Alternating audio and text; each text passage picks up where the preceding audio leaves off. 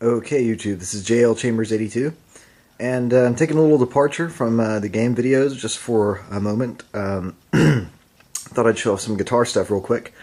This is just the guitar stuff I have at my apartment. This is not the stuff I have. I also have a music studio. I live in Texas, and I have a music studio in downtown Houston, and I have some more gear out there. But yeah, I play guitar, write songs, and sing badly, so I have a band. I've been doing this off and on for a long time, so probably about 9 years, 10 years now. So anyway, here's a couple guitars that are in my bedroom, and I thought MN12 Bird or Jake might get a kick out of this. It's just coincidental. I have that same flag that he's got, draped in my guitars there. One American, one former Soviet Union. So anyway, let's take a look at these. Sorry about this camera work. I'm just cramped in my room.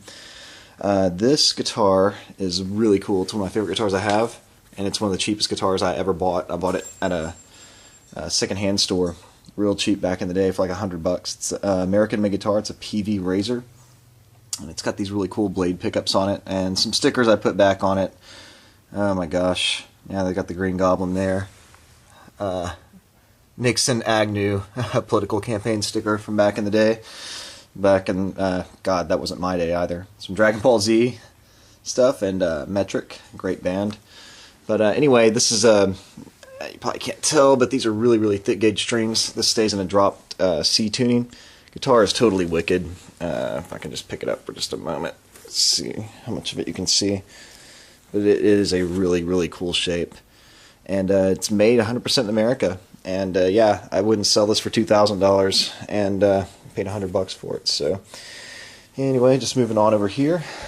And, this is an Ibanez RG570, I believe. It's got these really cool Steve Vai pickups in it, which I do not play lead guitar. I play rhythm and write rhythm, and I do play like some really heavy kind of stuff sometimes. And you could say there's elements of shred to it, but really this guitar gets like very little use. It's probably 6 years old, and it's in mint condition. I've hardly ever used it. So it's pretty cool though. I mean, for one day it's never a bad idea to have a lot of guitars up. There's some dust coming up on it. But yeah, stock it up on guitars. It's got a Floyd Rose 2 tremolo, which I used to use a lot, and for effects, again, I do not play lead. So if you guys think I'm playing like bitchin', like Dragon Force kind of lead and stuff, no. I play more, I'm more the 90s, Billy Corgan, Kurt Cobain, Page Hamilton. Those are my inspirations. So anyway, I'm going to kind of move on over here. Now this guitar is this is one of my prized possessions, by the way. So like, cool stuff I own, like non-game related stuff. This is like one of my prized possessions. Took a long time to get this guitar. It used to be my primary guitar, but I've since replaced it. I do still play on this guitar, and it's kind of, I'm taking it to the shops, which is why it's here, not at the studio. But you gotta check this out, guys. If you have any interest in guitars, and the whole reason I'm doing this little quick episode is because almost everyone's game videos, I see guitars in the background. I've seen MN12 Bird play guitar. He played the Angry Video Game Nerd theme. Luke Morris has guitar in the background and stuff. So yeah, this is a Fender Custom Shop Jaguar. It's a 62 reissue. Now this thing is beautiful. It's a seafoam green, which is like the rarest color. And I bought this guitar completely on accident. Like I went into this really shitty looking music store in my hometown, which it had just opened up, and I was like, man, there's no way they're gonna have anything cool in there. And I just got Christmas money, and I was like, I'm gonna go in there and see if these guys can order me a Jaguar. And I've got $500 put down, and do layaway. I walk in, and this thing's on the shelf. And this is no bullshit, guys. Like a true story. It's like I was supposed to have this guitar, right? So anyway, I walk in and ask the guy if it's real, if it's American, or if it's vintage. He said no, it's from the custom shop, but it is American. And yeah, he said that somebody had ordered it, and they thought it was the Japanese version. He gets it in. Guitar's almost $1,500. They're like, no, we can't do it. So I put down the money, and next thing I know, I'm busting ass trying to get money, to get this thing out of layaway. Finally do. It was one of the greatest days of my life getting this thing home.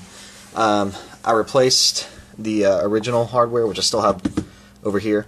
This is a buzz stop and a Fender Mustang saddle, which is really essential if you're going to play any kind of anything other than like jazz or whatever, which is what these guitars were designed for. But I play like, you know, grunge rock and guitar rock, you know, guitar oriented rock with distortion. So yeah, I mean, there's some, see, it's kind of muddy and faded there. That's from duct taping and playing in some smoky places. A couple chips here and there, but you know what? These guitars are, you know, it's you know, you're supposed to play them, man. They're not supposed to stay mint, but I got to take this one to the shop, let someone look at it. It looks like it got dropped at my studio, and no one's fessing up to it, so I got to take it in and make sure that the neck's okay and everything. But fucking beautiful guitar, man. Love it.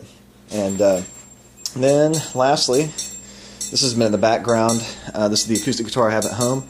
This is an Alvarez, and this is kind of like a unique Alvarez. For one, as you can see right there, I mean, it is a bitchin' looking guitar, man. Like, especially for an acoustic, right?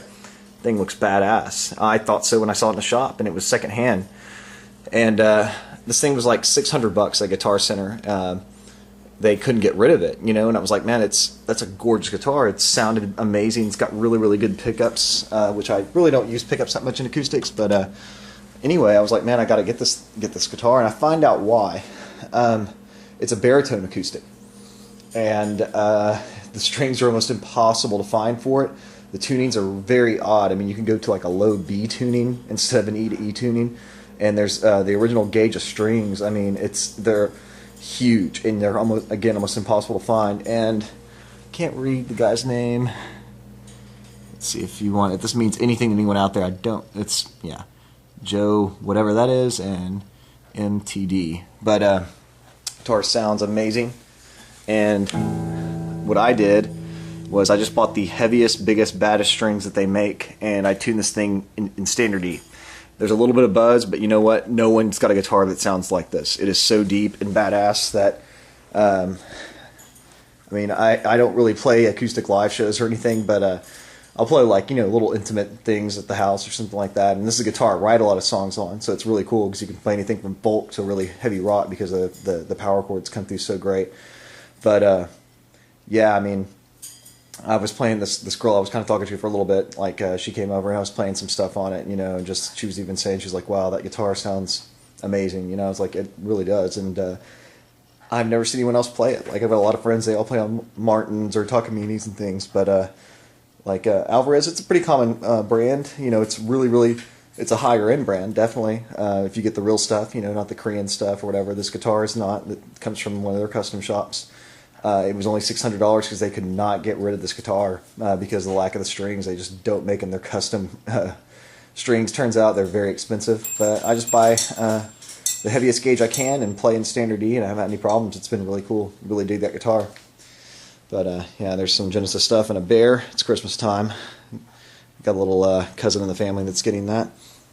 But anyway, YouTube, yeah, there's some just of a quick shot of some of my stuff and just another little window into my life of what I do. I'm also, you know, among all the other things like gaming and stuff, I mean, it's cool to have other hobbies and stuff. And yeah, I mean, I'm definitely got to show you guys my studio that's coming up real soon. It's in downtown Houston. It's badass. It's amazing. I share it with a lot of really great people, and it was kind of a dream, you know, come true for all of us, and we all can't believe we have something so cool. But yeah, I just thought I'd show the stuff I have at my house. But I'm going to be posting up some Samurai Spirits videos very soon for the Neo Geo CD to compare to that 3DO video.